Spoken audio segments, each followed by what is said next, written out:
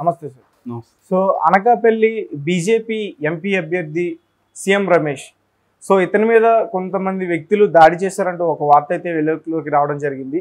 So ఆ దాడి చేసింది ఎవరు అంటే పార్టీ వారా లేకపోతే అతనికి వ్యక్తిగతంగా ఎవరైనా విభేదాలు ఉండి వాళ్ళు దాడి చేశారా? దీన్ని అంతటిని ఎలా చూడాలంటారు? యాక్చువల్గా ఇది పెద్ద సంచలనం సృష్టించింది. ఎందుకంటే ఆయన సీఎం రమేష్ ఎప్పటి నుంచో రాజ్యసభ సభ్యుడు, ప్లస్ ఇప్పుడు ఎంపీగా కంటెస్ట్ చేస్తున్నాడు అనకాపల్లి నుంచి బీజేపీ తరఫున, కూటమి తరఫున. సో ఆయన మీద దాడి జరిగిందని వార్త వస్తుంది. వీడియో కూడా వైరల్ అయింది. ఆయన షర్ట్ కూడా చినిగిపోయింది. సో పైగా ఆయన మీద దాడి జరిగి ఆయననే అరెస్ట్ చేశారు పోలీసులు. సో దేవరపల్లి పోలీస్ స్టేషన్లో ఇది జరిగింది. యాక్చువల్గా దీని బ్యాక్గ్రౌండ్ చూస్తే ఎందుకు అసలు దాడి జరిగింది అనేది చూసినప్పుడు అక్కడ వైసీపీ తరఫున బూడి ముత్యాల నాయుడు పోటీ చేస్తున్నాడు. వాళ్ళ అబ్బాయి బూడి రవి ఆయనకి యాంటీగా ప్రకటనలు కూడా ఇస్తున్నాడు, మా నాన్నను ఓడించండి. ఇది సీఎం రమేషే చేయించాడు, నా కొడుకుదని నన్ను యాంటీగా మార్చి సీఎం రమేష్ డబ్బులు ఇచ్చి ఇలాగా చేయిస్తున్నాడు అనేది బూడి ముత్యాల నాయుడు ఆరోపిస్తున్నాడు. సో ఇది ఎప్పటి నుంచో జరుగుతుంది. అంటే బూడి ముత్యాల నాయుడు ఫ్యామిలీలోనే కొంతమంది సీఎం రమేష్ వైపు ఉన్నారు. వాళ్ళ బూడి ముత్యాల నాయుడు మొదటి భార్య, తమ్ముడు, వీళ్ళందరూ కూడా ఇటువైపు ఉన్నారనమాట. సో ఒక రకంగా ఏంటంటే బూడి ముత్యాల నాయుడికి తన కుటుంబంలో చిచ్చు పెట్టాడు ఇతను వచ్చి ఎలక్షన్ల పేరుతో. డబ్బులు ఇతని దగ్గర బ్రహ్మాండంగా డబ్బులు ఉన్నాయి. ఇతను రకరకాల స్కాములు చేసి బీజేపీలో ఉండడం వల్ల సేవ్ అయ్యాడు, దానికోసం బీజేపీలోకి వెళ్ళాడు. సో ఆ డబ్బులు తీసుకొచ్చి ఇక్కడ విపరీతంగా వెజ్జల్లి నా కుటుంబంలో కూడా చిచ్చు పెట్టాడు అనేది అతను ఆరోపిస్తున్నాడు. సో ఈ కాంటెక్స్ట్లో మొన్న ఏం జరిగిందంటే అగ్రికల్చరల్ డ్రోన్స్ ఉంటాయి కదా, అగ్రికల్చరల్ డ్రోన్స్ ద్వారా బీజేపీ జెండాలు ఎగరవేయడం మొదలుపెట్టారు. అనేక గ్రామాల్లో బయటికి వెళ్ళి జెండాలు ఎగరేస్తున్నారు. సో అది బూడి ముత్యాల నాయుడు విలేజ్ తావూరు అనుకుంటా, ఆ విలేజ్లో కూడా ఎగరేశారు. అది వాళ్ళ ఇంటి మీద కూడా వచ్చాయి. సో దాంతో వాళ్ళు ఆగ్రహం వ్యక్తం చేశారు. ఎవర్రా మా పర్మిషన్ లేకుండా మా ఇండ్ల మీద అంతా మీరు ఎట్లా చేస్తారనేది బూడి ముత్యాల నాయుడు గొడవ వేసుకున్నాడు. సో వాళ్ళ భార్య, అంటే మొదటి భార్య వాళ్ళ తమ్ముడు వాళ్ళ ఇంటి మీదకి వెళ్ళి వాళ్ళని కొట్టినట్టుగా తెలుస్తుంది. సో తర్వాత గంగాధర్ అని ఒక బీజేపీ లోకల్ నాయకుడిని కూడా బూడి ముత్యాల నాయుడు వర్గం పోయి కొట్టింది. సో దీనికి వీళ్ళని సేవ్ చేయడం కోసం అన్నట్టుగా తను వెళ్ళాడు అక్కడికి, సీఎం రమేష్ తన బ్యాచ్ని తీసుకొని. సో ఆ రెండు వర్గాల మీద గొడవలు స్టార్ట్ అయినాయి. అసలు మీకు పర్మిషన్ ఉందా, పోలీస్ పర్మిషన్ లేకుండా మీరు ఎలాగా డ్రోన్స్ వాడుతున్నారు సో అనేది వీళ్ళు అడిగారు. సో ఇలాగా గొడవలయ్యి అది దేవరపల్లి పోలీస్ స్టేషన్లో ధర్నా చేయడానికి ఇతను వెళ్ళి కూర్చున్నాడు అక్కడ సీఎం రమేష్. అక్కడ పోలీసులు ఏం చేశారంటే ఇతని మీదే కేసులు పెట్టి ఇతన్ని అరెస్ట్ చేసి తర్వాత వదిలినట్టు ఉన్నారు. సో మామూలుగా అరెస్ట్ అంటే ఏంటంటే లోపలికి తీసుకొని వాళ్ళ దగ్గర బైండెడ్ ఇది తీసుకుంటారు అనమాట.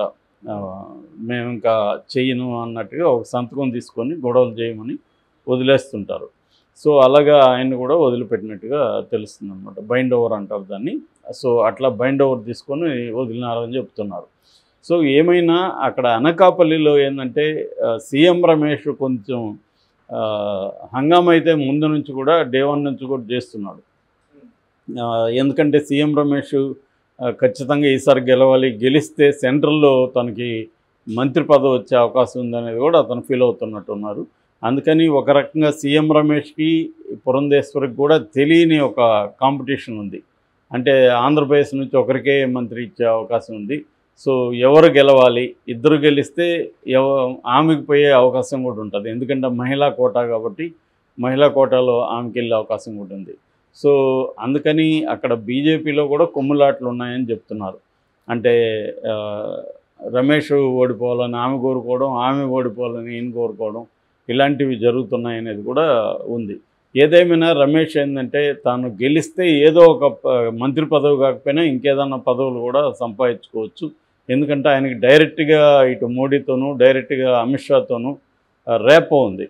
మనం చూసాము చాలాసార్లు ఆయన ఫ్లైట్లోనే చంద్రబాబు ఢిల్లీ వెళ్ళడం, అక్కడ కలవడం, వాళ్ళ మీటింగ్ ఏర్పాటంతా కూడా రమేష్ చూసుకోవడం. ఇట్లా ఆయన ఎందుకంటే బిజినెస్ మ్యాన్, డబ్బులు ఉన్నాయి. సో అనేక రాష్ట్రాల్లో ఆయనకు వ్యాపారాలు ఉన్నాయి. ఆ మధ్య కూడా మనం చూసాము మన హిమాచల్ ప్రదేశ్లో కూడా ఆయనకు 1000 కోట్ల పైన కాంట్రాక్ట్ వచ్చింది. అందుకని ఆయన 30 కోట్లు కాంగ్రెస్ పార్టీకి ఆయన ఫండ్ ఇచ్చినట్టుగా కూడా మనకి న్యూస్ వచ్చింది. అంటే ఆ బాండ్, ఎలక్ట్రల్ బాండ్లో 30 కోట్లు ఈయనుకొని కాంగ్రెస్ పార్టీకి ఇచ్చారు. అప్పుడు అందరూ కూడా అసలు ఈయన చంద్రబాబు మనిషి బీజేపీలో ఉన్నాడు, కాంగ్రెస్కి ఎందుకు ఇచ్చాడు, ఇటు తెలుగుదేశంకి ఇలా ఇతను బీజేపీకి ఇలా ఎలక్ట్రల్ బాండ్స్ ఇవ్వలేదు, మరి కాంగ్రెస్కి ఎందుకు ఇచ్చాడు అనేది అప్పట్లో అందరూ ఆరాధిస్తే ఫైనల్గా తెలిసింది ఏంటంటే ఈయనకి ఆ రాష్ట్రంలో ఒక 1000 కోట్ల పైన కాంట్రాక్ట్ వచ్చింది. దానికోసమే ఈయన 30 కోట్లు అక్కడ కాంగ్రెస్ ప్రభుత్వానికి ఇచ్చాడు అనేది తెలుసు. మామూలు ఇది బిజినెస్లు చేసుకునేటప్పుడు ప్రతి బిజినెస్ కుటుంబం కూడా, కంపెనీ కూడా ఆ రాష్ట్రంలో ఉండే పొలిటికల్ పార్టీకి, అధికారంలో ఉండే పొలిటికల్ పార్టీలకి ఫండ్ ఇవ్వడం అనేది వెరీ వెరీ కామన్. సో అలాగా ఈయన ఇచ్చాడు. దాని తర్వాత ఇక్కడ హీరో వేణు కూడా ఈయన మీద కంప్లైంట్ చేశాడు. దాదాపు 450 కోట్ల వరకు తమను మోసం చేశారని హీరో వేణు, ఇంకొక ఆయన ఇద్దరు వెళ్ళి పోలీస్ స్టేషన్లో ఫోర్జరీ కేసు కూడా ఈయన మీద ఉంది. 2 months అవుతుంది సార్. 2 months అవుతుంది, మనం ఆల్రెడీ చెప్పుకున్నాం దాన్ని. సో అలాగే ఏంటంటే ఈయన సీఎం రమేష్ కొంత వివాదాస్పదమైన వ్యక్తిగానే చెప్పుకోవచ్చు. అంటే ఈ మధ్యకాలంలో ఇలాంటి బిజినెస్ పీపుల్ బాగా పెరిగారు ఇండియాలో. ఎందుకంటే వాళ్ళు ఎలక్షన్లో యాక్టివ్గా ఉంటారు, ఇటు రాజకీయాల్లో ఫుల్గా యాక్టివ్గా ఉంటారు, ఇటు వ్యాపారాల్లో కూడా యాక్టివ్గా ఉంటారు. మనం లగడపాటి రాజగోపాల్ని చూసాము, ఇక్కడ వివేక్ ఫ్యామిలీ చూసాము. వీళ్ళందరూ ఏంటంటే వ్యాపార ఫ్యామిలీస్, బట్ బిజినెస్లో కూడా యాక్టివ్గా ఉంటారు. అట్లాగే ఇప్పుడు పెమ్మసాని చంద్రశేఖర్ ఒక సంచలనం క్రియేట్ చేశాడు. ఆయనైతే విపరీతంగా కోట్లు కుమ్మరిస్తున్నారని చెప్తున్నాడు. గుంటూరు ఎంపీ అభ్యర్థి తెలుగుదేశం తరఫున. అట్లాగే మన అనంతపురం జిల్లాలో, సత్యసాయి జిల్లాలో ఆయన పేరు సురేంద్ర. సో ఇలాగా డబ్బున్న బ్యాచ్ విపరీతంగా, అంటే 1000 కోట్ల లేకపోతే 100 కోట్ల డబ్బులున్న వాళ్ళు ఎంపీలు ఎమ్మెల్యేలుగా కంటెస్ట్ చేయడం వల్ల ఇంతకు ముందు కంటే ఈసారి విపరీతంగా డబ్బు ప్రవహిస్తుంది. అందుకని ఇప్పటికే దాదాపు 300 కోట్ల వరకు పట్టుబడిన డబ్బులే అంతుంది. ఓకే. సో పట్టుబడింది 300 అంటే ఈజీగా అక్కడ ఎంత 1000 కోట్లు అయితే ప్రవహిస్తూ ఉంది.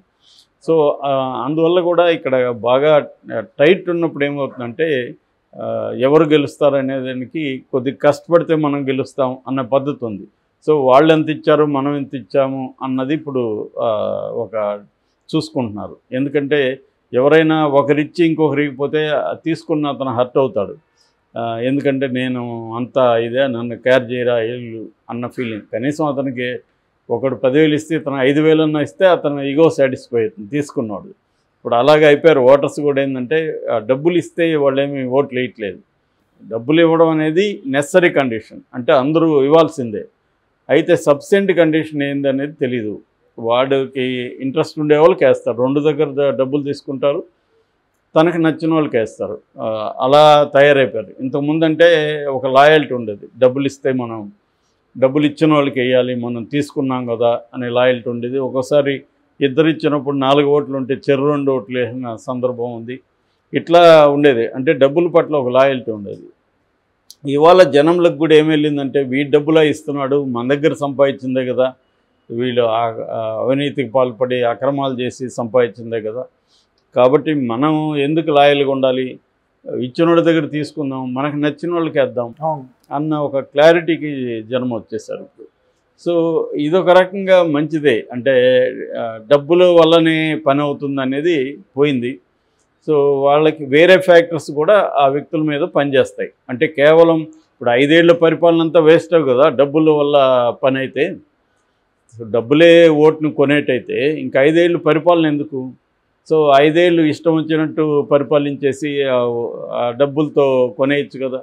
కాబట్టి ఏంటంటే అందుకని ఏంటంటే పరిపాలన కూడా వెరీ ఇంపార్టెంట్. సంక్షేమం కావచ్చు, పరిపాలన గవర్నెన్స్ కావచ్చు, అభివృద్ధి కావచ్చు, ఇవన్నీ కూడా ఇంపార్టెంట్ అనేది మనకి ఎప్పుడు వస్తుందంటే వాటి బేరీజ్ వేసుకొని ఓటు వేస్తున్నప్పుడు గవర్నమెంట్లోకి వచ్చిన వాళ్ళు భయపడతారు.